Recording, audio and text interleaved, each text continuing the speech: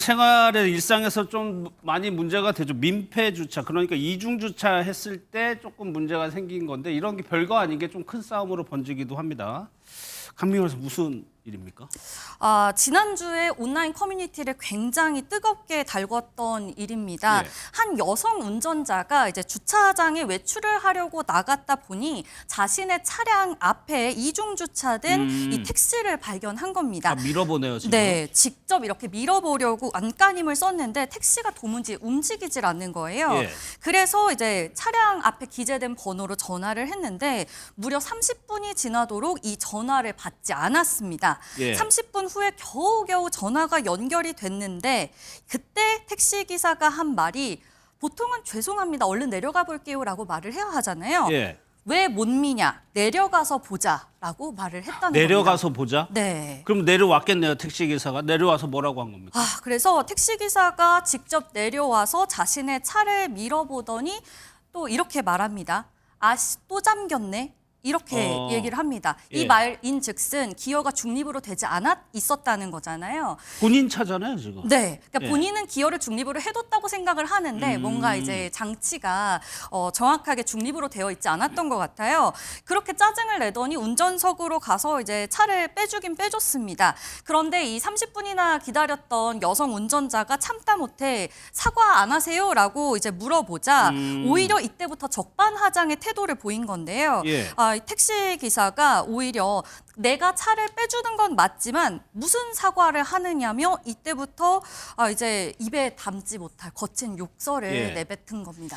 저게 30분을 기다린 게 맞다면 상당히 기다리는 과정에서 속이 탈 수밖에 없죠. 그런데 당연히 뭐 누리꾼들은 분노를 했겠네요. 네, 안 좋겠네요, 맞습니다. 반응이. 이 글을 올린 사람이 이 여성 운전자의 남편인데요. 남편. 예. 이 운전자의 남편은 어떻게 갚아줘야 할지 고민이다라고 이제 글을 올리면서 누리꾼들에게 조언을 요청을 했습니다. 예. 우선 누리꾼들은 이 상황을 내 가족이 당했다면 너무 치가 떨린다. 정말 화난 반응이 많았고요. 욕설 녹음이 없으면 사실 이제 좀 꽝이다라고 예. 하면서 일단은 이 택시 업체에 연락해서 민원을 넣어서 이 삼진아웃 제도가 있는 것으로 아니 그걸 활용해 보도록 해라. 예. 아니면 또 이제 잠재적 범죄자다 이 택시 면허를 박탈해야 한다라는 등의 격한 반응을 보였습니다. 그럼 이제부터 법적인 문제 한번 따져볼게요. 김 변호사님 먼저 여기서요. 욕설 녹음이 없으면 신고해도 소용이 없다는 뭐 반응이 있던데 실제로 영상은 있는데 오디오가 녹음이 안 된 상황에서 실제 이 말이 맞습니까?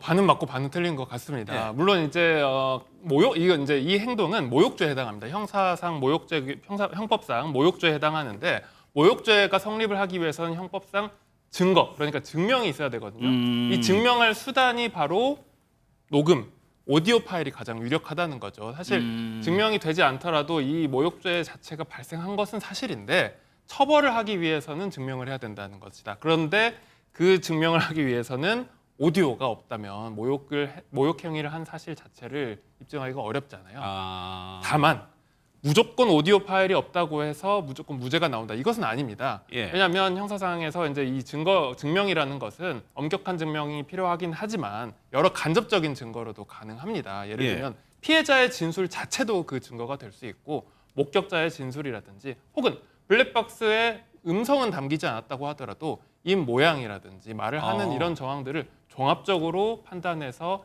이런 욕설을 하는 모욕 행위를 했다는 사실이 밝혀지면 처벌 예. 여지도 있겠습니다. 그러니까 녹음이 있으면 더 확실하게 입증할 수 있다. 그렇습니다. 예. 그러면 조 변호사님 이 부분은 어때요? 저런 식으로 중립에 안 놓고 가는 주차의 경우 저렇게 주차한 것만으로도 처벌을 할 수는 없나요? 그러니까 주차를 어디에 했는지가 이제 처벌이 가능할 수도 있고 처벌이 불가능할 수도 위치에 있는데요. 따라서요. 일반 공용 도로 같은 경우 있죠. 일반 도로 같은 경우에는 이제 만약에 저렇게 이중 주차를 하게 되면 불법 주정차에 해당하게 됩니다.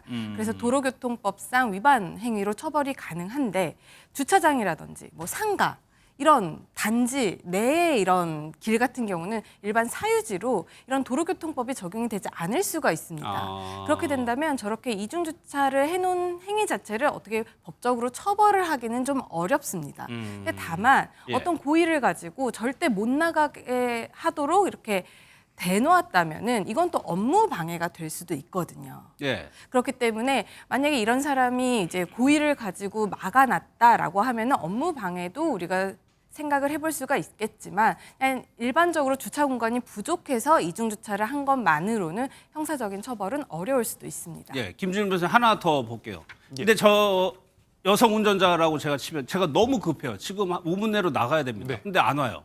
제가 견인차를 불러가지고 끌어낼 수가 있습니까? 이게 임의로 견인을 하는 것은 굉장히 위험한 행동입니다. 그래요? 사실 견인을 강제로 할 수 있는 방법은 도로교통법에 규정이 돼 있는데 도로교통법 35조를 보면 이 주차 금지 규정을 위반하거나 혹은 교통의 위험을 초래하거나 방해를 하는 행위 이럴 경우에는 담당자에게 이 차를 이동시키는 명령을 할 수가 있고 운전자나 관리자가 현장에 없을 경우에 특별한 경우에 한해서 강제로 견인을 할 수가 돼 있다고 돼 있는데 예. 지금 조 변호사님께서 말씀하신 것처럼 이 불법 주차가 아닌 한은 이런 경우에 강제로 견인을 했다가 오히려 거기에서 발생한 파손에 대한 민사상의 손해배상을 한다든지 오히려 피해자가 가해자가 돼서 형사 책임을 질 위험도 있습니다. 알겠습니다. 다음 사건은 그 주차를 대행해주는 서비스를 발렛 파킹이라고 하죠. 영상을 보고 어떤 일이 벌어졌는지 살펴보도록 하겠습니다.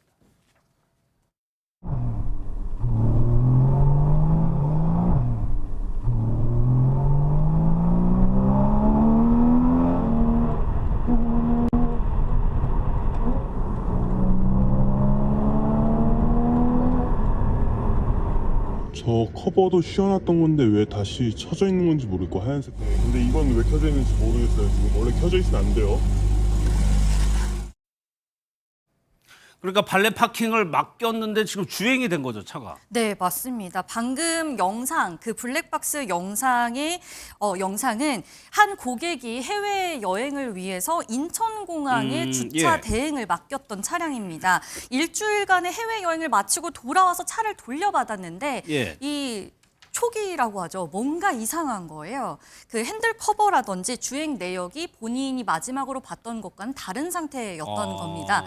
그래서 이제 블랙박스 영상을 확인을 해봤더니 방금 전에 보신 그 과속 영상, 시속 50km 구간에서 130km로 달리는 등 예. 네, 난폭 운전까지 일삼아서 굉장한 충격을 지금 주인이 받은 상태입니다. 예. 인천공항이라고 하니까는 해외를 갔다 와서 다시 차를 찾아보니까 저렇게 된 상황을 발견했으면 많이 놀랬겠네요. 운전. 네, 맞습니다.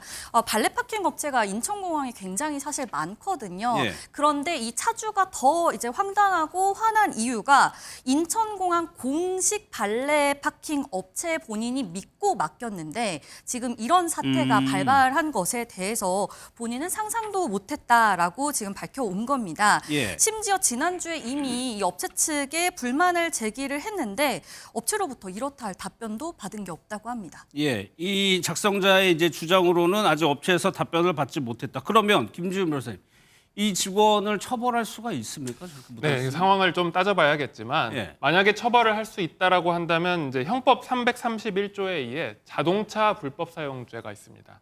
이게 죄가 뭐냐면 권리자의 동의 없이 타인의 자동차를 일시 사용한 사람을 3년 이하의 징역 또는 500만 원 이하의 벌금으로 처벌하는 그런 범죄거든요. 예. 근데 이제 이미 발렛 파킹을 맡겼기 때문에 내 차를 사용하라라고 허락을 해준 거긴 하지만 이게 그렇다 하더라도 예. 발렛 파킹은 차를 정상적인 그 용법으로 사용해서 주차장 그렇죠. 그 구역에 주차를 해놓고 보관을 한다라는 구두 계약이라도 엄연한 계약이 성립한 거기 때문에 예. 만약에 이 범위를 넘어서서 뭐 광란의 질주를 했다든지 혹은 본인이 이 차를 사용해서 뭔가 이 차를 한번 시승을 해보고 싶었다든지 이런 용도가 이제 되면 그 범위 밖이라고 봐서 일시 사용을 했다고 만약에 판단을 할 수도 있을 것 같습니다. 만약에 그렇게 된다면 처벌을 할 수 있고 그 과정에서 차량이 파손됐다거나 이럴 예. 경우에는 민사상의 손해배상도 청구할 수 있을 것으로 보입니다. 조 변호사님 마지막 하나 과속했거든요. 만약에 과태료 날라오면 어떻게 돼요? 과태료가 기본적으로는 차량 소유자, 명의자에게 날아오니까 고객 앞으로 나올 겁니다. 그런데 이제 내가 운행한 것이 아니다. 그 발렛 업체의 직원이 운행한 것이다라는 것을 입증을 할 수 있다면 나중에 이제 그 과태료가 그 직원이나 그 업체 측으로 나오게 되든지 아니면 내가 먼저 내고 구상권을 청구하는 방식으로 진행이 될 수가 있습니다. 그 운전을 내가 하지 않았다는 걸 이 사람이 또 입증을 증명해야 해야죠. 되잖아요. 맞습니다. 알겠습니다.